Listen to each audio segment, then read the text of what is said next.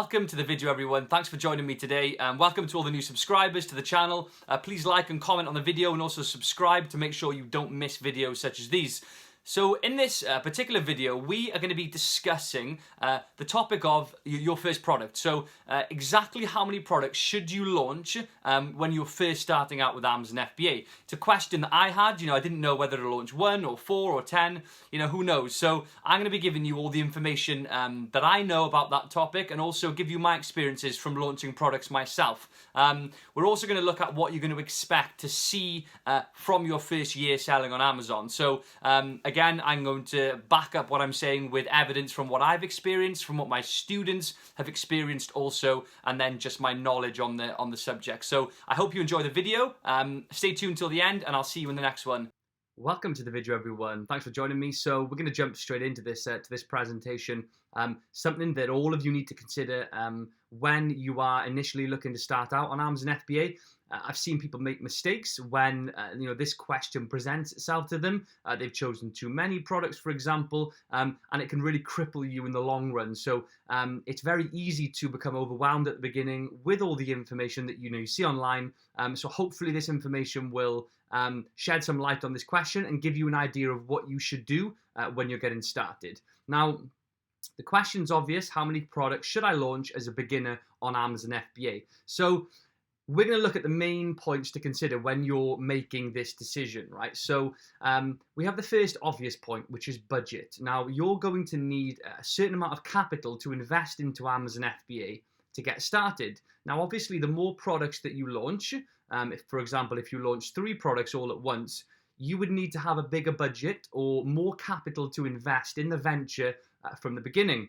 So before you get carried away and see sort of 4 or 5 products that you want to launch, and I promise you, you will see a lot of products that you want to launch, and you'll see a lot of products with potential, bear in mind how much capital you have to invest in a product. So for example, if it takes £1,000 roughly to start off launching 1 private label product, if you were to launch 3, you would need £3,000 initially to actually get started, and that's including sort of stock and Jungle Scout and various things like that.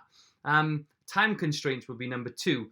And now we all know that Amazon FBA is passive, right? It's passive income. That's the beauty of FBA, right? That's what big businessmen get to enjoy, the fact that their business runs itself because they're established and they've got lots of people working for them. Now we can actually enjoy that privilege as well when we haven't got any of those things. We haven't been running a business for 20 years. We're literally starting out today, and you can have that privilege within a few months, and something that I've got now. So you need to know how much time you have got to invest into this. Now, you do need to put work in at the beginning. It's not a get rich quick scheme.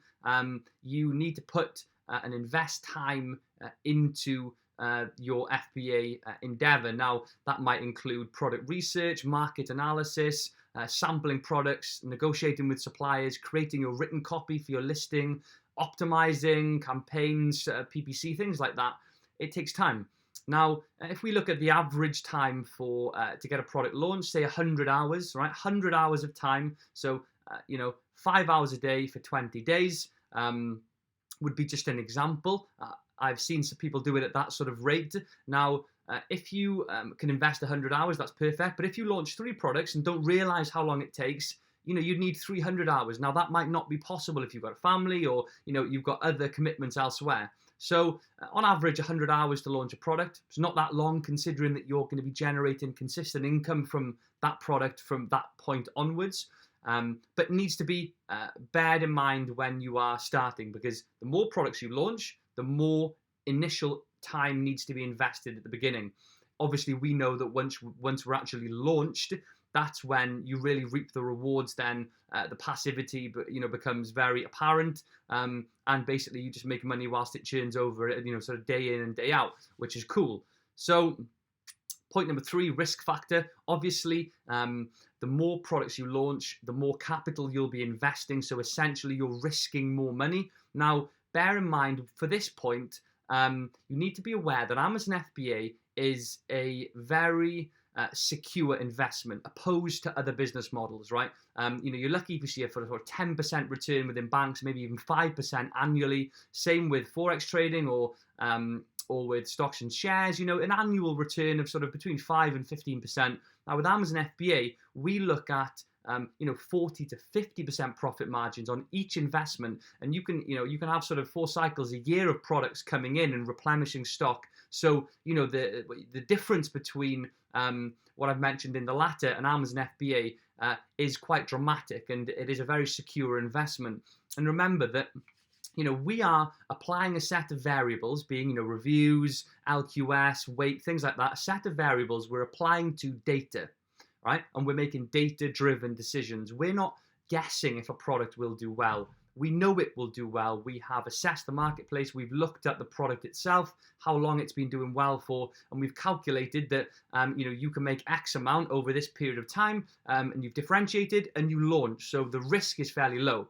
But the more money you put in, the more money that you've got to potentially lose.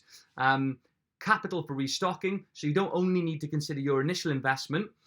You need to obviously restock after 2 months. Now, if you've got 3 products and you've used all your money to get your 3 products to launch initially, and after a month they sell out and you still haven't got the money back for, say, 1 of them yet, then you can't restock that item. Now, it's much easier to keep on top of that as a beginner if you've just got 1 product to manage, okay? Because you are new to this, obviously.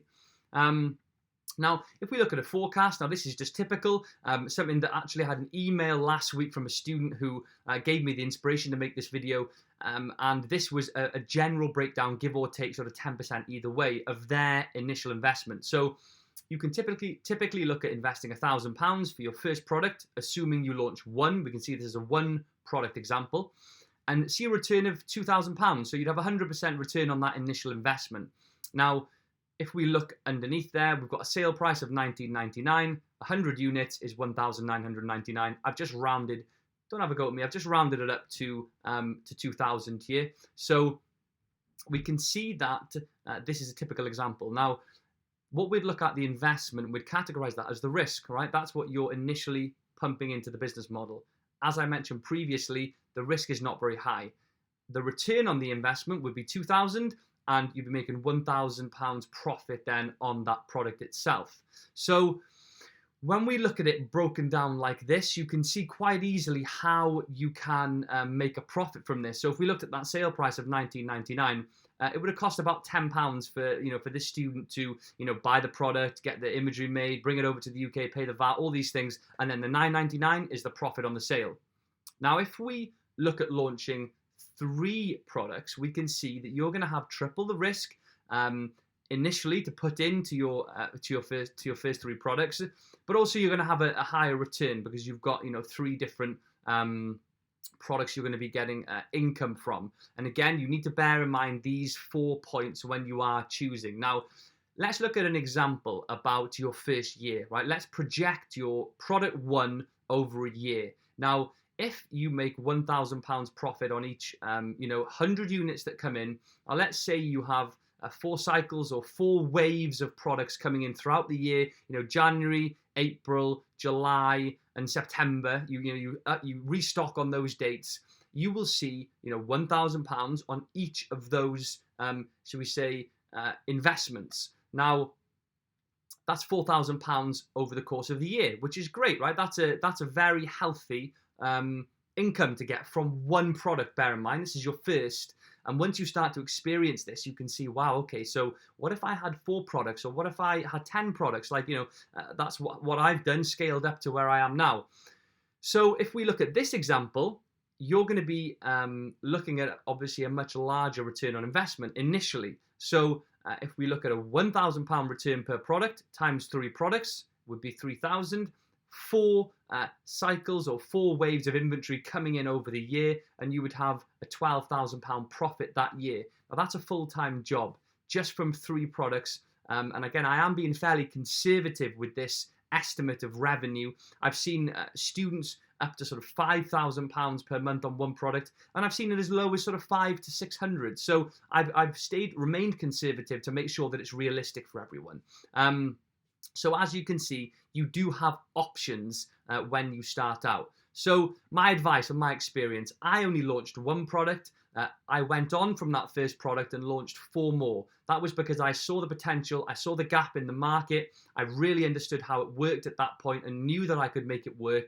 And I had faith in myself. I took a step into the darkness and believed that I could make it happen, and obviously, was able to do that. So my advice to you, obviously factoring in these points here that we've looked at, you need to obviously make sure that you've considered all these things. But I would always like, as a beginner, to start off with one product, right? Unless you do have a really big budget and you've got lots of time, then I would start off with just one. It's a steep learning curve. You're going to learn so much during your first product launch, and it's really exciting.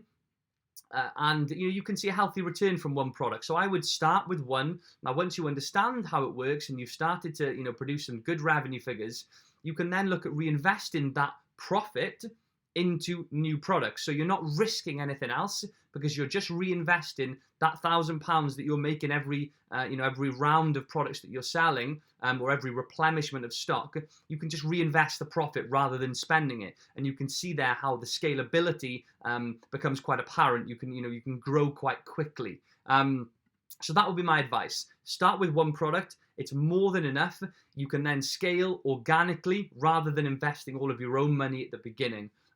So I hope that was helpful. Please like, comment, and subscribe. Watch my channel. I've got lots of other content, so have a flick back and look at my videos. Appreciate all the support from everyone, and I will see you in the next video.